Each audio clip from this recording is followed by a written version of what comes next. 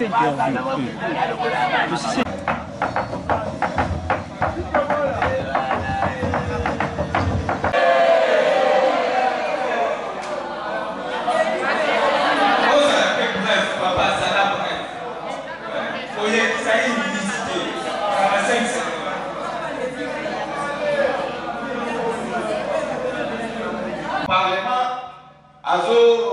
Ça la proposition de loi, dossier il doit aussi être pro-population. Alors, pour l'approche de la population, ça demande d'abord l'amour de la population là. De deux, les moyens. Alors, c'est pourquoi les gens ont remarqué que dans le cannabis, ça l'air à débuter, peut-être les a développés. Na fréquentation mingi bana batonge bana bakalamu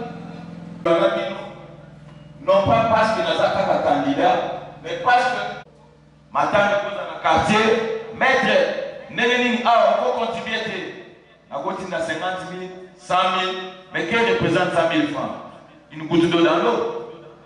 Par contre na maman Coco nene kaka basala prince wana et matiti likolo super c'est beau tenir soko à niveau ya soko promouvoir ceux qui battent là na sekuna et aux assos pas cité pour passer la supermarché Congo eza motuya makasi eza pena motuya makasi. Alors on a évité bilinga ndenge balobaka na français pour éviter démagogie. Il faut éviter démagogie. Je crois bien, il faut dire la vérité aux gens. C'est important. Et c'est la vérité qui libère. Ce qui est vrai, maintenant, je suis plus accessible.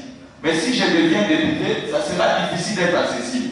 Le problème, ce n'est pas d'avoir accès aux députés, mais le problème, est-ce que les députés sont en train de faire des choses qui vont promouvoir la jeunesse. Par exemple, la commune député,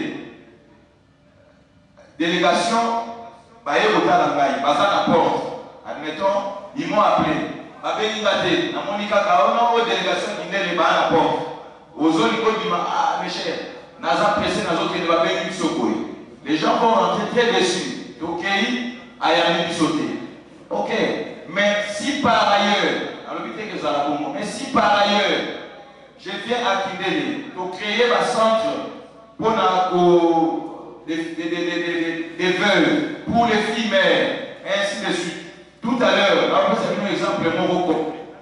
Quand on a joué à Awa, plus de 10 appels et votes sur le téléphone, d'ailleurs, même il passe. Je me suis dit, ah, donc c'est comme ça que téléphone de Bélé. Donc c'est pour dire quoi? Ceux qui m'ont dit que je vais commencer à recevoir tout le monde à la maison, c'est peut-être ne pas connaître comment ça se passe. Mais moi qui sais comment ça se passe, même là, il faut que la gagne. Beaucoup de responsables, difficulté, mon ami, mais ça problème à l'isolo. N'est pas congolais, au téléphone, maman, vous avez combien? Ça va. Bon, bon, les autres sont au solo. Donc je crois que c'est un problème. Il y a savoir-faire, il y a savoir-être. Mais pour ceux qui me connaissent, j'ai toujours été accessible et j'ai fait de mon mieux pour y demeurer. Donc, ayez vos apaisements. Soyez quand on a député, Torobana au solo là, à l'aise, tranquille. N'est-ce pas même moral. Voilà pour la mission Toya. Pour la négo-chadrak, yo moutourolobaki pour la salade là. Non. Nous avons répété sous-sous. Il ne faut pas démagogie et zala. Moutouasali Zela, ils allaient chef de l'État. Puisque nous sommes kaka, nous avons des tobeta sete ke nzela ya kindele eza ya kokatana pe tolekisi yango na banzela bamedia tosali bamarche soki eza mpona yango le chef abongisaki gloire à Dieu soki mpe eza mpona yango te l'essentiel nzela ezali donc nga te motu nasali babongisa nzela mais je crois que bandeko bazali baseur bazali baoyo tozalaka kotambola na bango mpona nzela. Donc on a d'une manière ou d'une autre attiré l'attention à la cause du problème là. Mais sinon, ça ne doit pas, il ne faut pas faire sa polémique. Je crois que M. Karine a raison, il ne faut pas faire sa polémique. C'est le chef de l'État qui a construit la route, point barre. Mais seulement comme jeune, on a fait. Si les gens verront qu'à travers ce que nous avons fait, peuvent nous faire confiance, que Dieu soit loué. Alors, Ikambo Moussoussou, au lobby, au Yetali, Ikambo Wana, c'est à répondre. Donc, ce n'est pas un problème. On va rencontrer les gens. Un député, c'est qui? Tout le monde. Vous savez, les gens dans ce pays, les gens qui connaissent une ascension sociale, croient qu'ils deviennent des superman. C'est pourquoi nous avons félicité quand même l'actuel président de la République. En tout cas, en public, le président Félix Soki a eu personnellement, à Monio, à Foulbakalana, à Congo identifié, même la Congo na yo, peu à peu sur je crois que les exemples beaucoup, il y a humilité. Ça ne sert pas à emmener des mortels. Aux députés, aux on finira tous un jour par mourir. Donc il faut rester égal à soi-même. Sauf que ça passe, faire un effort pour le devenir. Alors pour la chaîne, on va me la raconter. Alors, Sayou, on a Nazaraka sans frontières. Donc je côtoie tout le monde. Je crois qu'il faut, pour ces jeunes-là, ils ont procédé par moyen, par mécanisme d'encadrement pour la bango. Mais, à moins que je me trompe,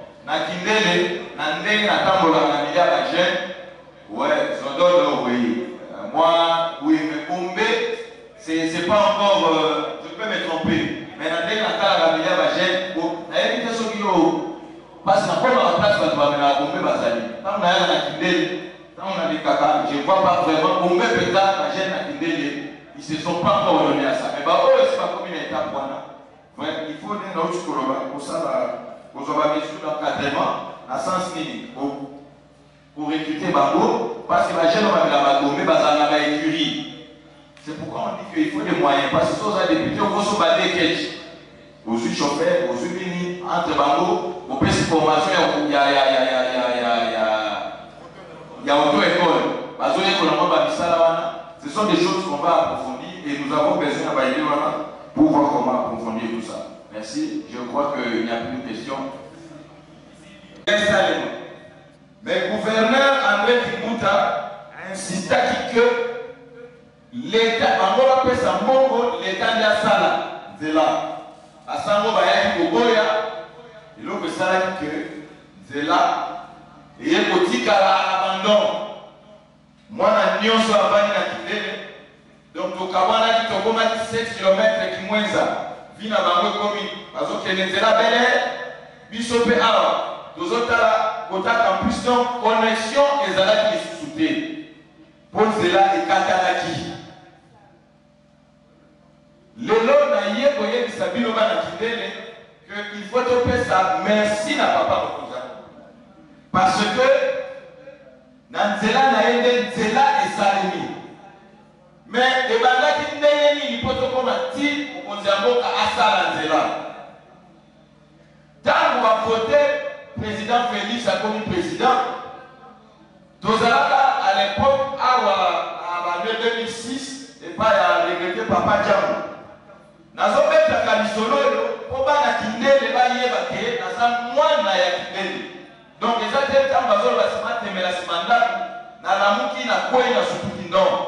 Naza penda mutu na bino. Alors tu yeba que IDPS ezali koloba soki bazui pouvoir bakobanda koyoka peuple. Bakobanda kosala oyo peuple azosenga. Mukolo moko tovandi totali na TV. Tout le monde est à niveau à 4 dimètres, c'est les Katanaki. Bana 4 dimètres, basali ba marche, ba tumbi ba piné, en fin de compte, eux qui ont, ba keko sala nzela. Mais ceux qui ont moins formé, biso pe na Kindele, il faut to sala quelque chose. Toko kama maboko te, il faut to banda na démarche pour nzela. Na ye, to sangani na ba jeune. À cas de la structure, la mission de Salaki, les amis de Maître Christian Chilenge, et Belé Bazalia, de Salaki Nabango. Alors, tout solo, et l'on connaît Tokoki Kosala, pour bakonzi batala likambo ya nzela toyokani tosala marche tobandi kosala bamarche tosali bamarche tosali bamarche ntango tosali marche esili tobandi kolekisa mo na bamedia kolobela yango nzela kikele ezokata na université nini bibliothèque ya monene na Congo eza kuna na Saint-Pierre Canisius toza koloba tolobi bon tokosuka moka na mabanga makaya te toasocie bato ya Dallas toasocie bato ya 7 km tokomi kosala ba réunion décision ya suka tozwaki tolobi bon lokola bana fo bakende kosala examen d'état mokolo ya examen d'état tokokita na triangle totumba mapine to empêcher à ce que activité salema pour ba responsable à la chauffeur ba responsable à la receveur ba responsable à la chargeur autres zalaki na bango balobi ke cop na bango ezokufa tokotika bongo te. Alors le jour où il fallait tokita lelo neti lelo lundi toyokani tozokita mardi le lundi ministre provincial de l'infrastructure aye alobi eza esu nécessaire bana kite le mokita te président de la république likambo etali nzela kite le bakotiamo na programme ya 100 jours ya chef de l'état ese tokomeka maboko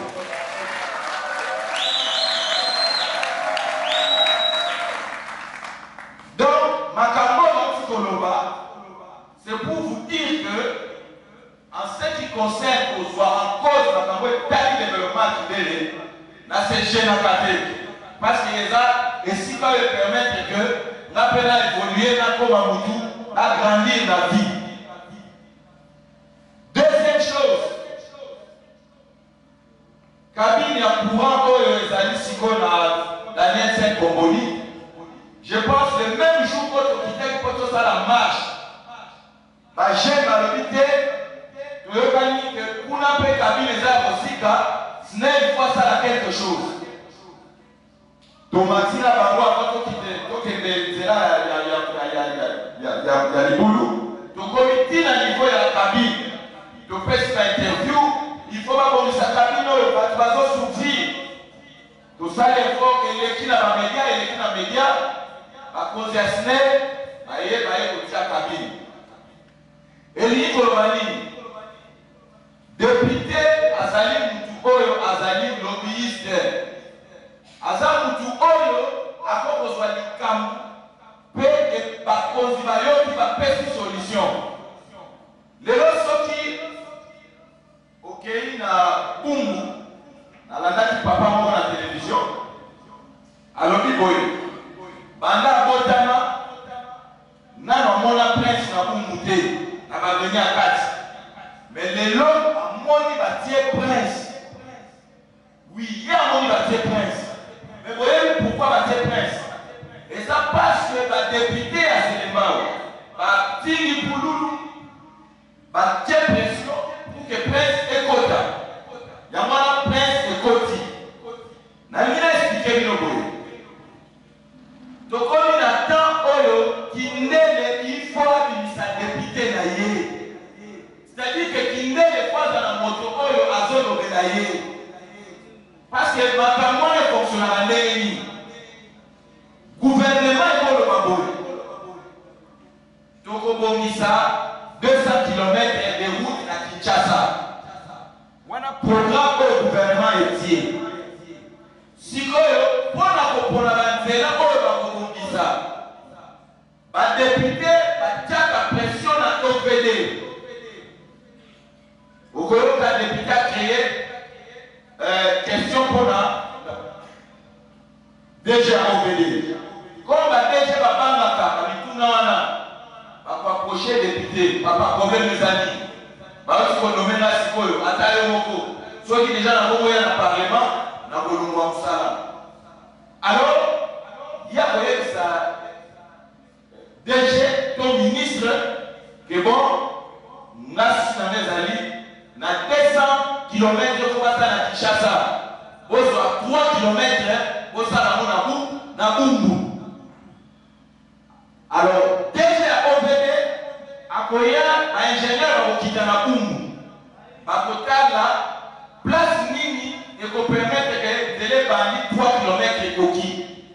basali nzela. Tant que la plan, la ministre et pas Premier ministre, bango va convaincre le Premier ministre que dans 200 km, il faut que telle place na Bungu, tout ça nzela. Alors, biso na kindele. Sauf que tu as un mouvement ça sera difficile. Et ça, la maman Moko a rappelé ma caisse dans ma campagne de développement à la Kindele. Je crois, maman.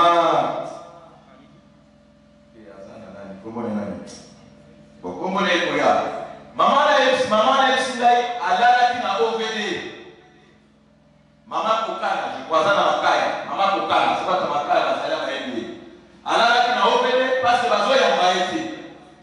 Mais parce que vous êtes citoyens ordinaires, mais si vous êtes député, vous avez moi personnalité et vous n'avez pas cité pour aller. Voilà pourquoi on a posé la question à Zanami. Donc, pas la Kindele, vous avez droit aux députés la Bisso, parce que Kindele, vous avez la population, autant il y a plus de 20-30 000 personnes.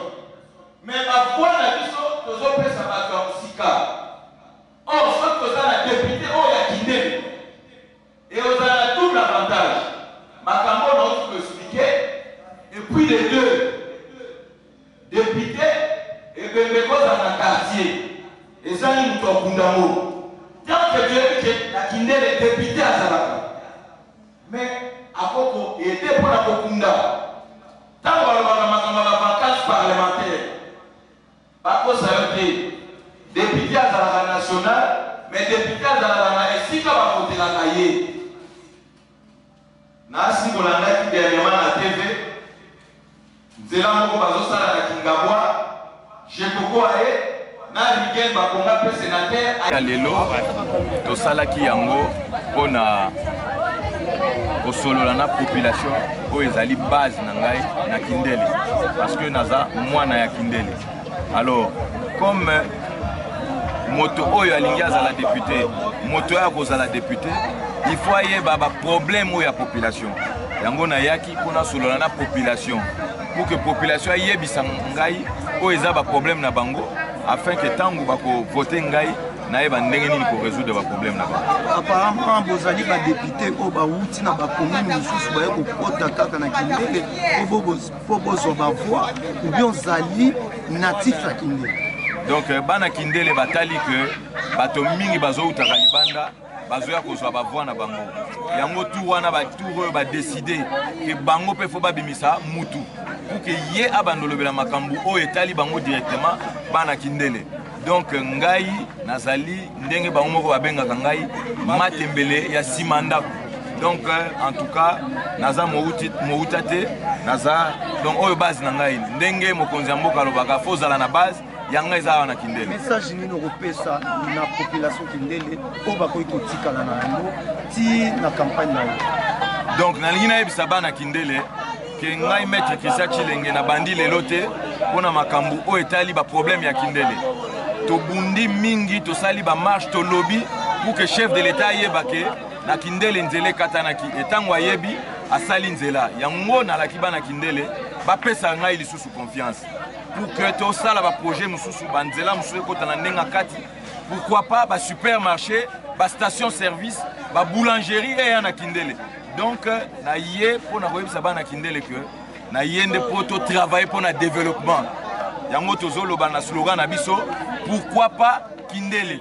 Donc tout le monde a lelo Kingabo ebima ba quartier mususu ebimi alors il faut pe comme tout biso bana Kindele to travailler pour to bimisa quartier na biso.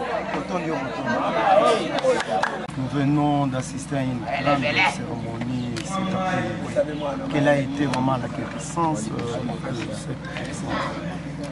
Ce qu'il faut retenir, c'est que je suis candidat à la députation nationale, particulièrement à la circonscription de la Lukunga.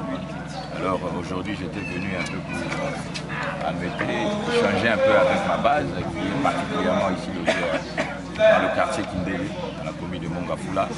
Alors il s'agissait d'échanger avec eux autour des enjeux du développement de notre quartier. Et nous avons mis l'accent sur le fait que la route est un élément important pour un socle, un pilier important pour le développement d'un quartier. Et nous avons commencé d'abord par remercier le chef de l'État, son Excellence Félix Tshisekedi Tshilombo, pour avoir réhabilité la route Kimweza-Kindélé.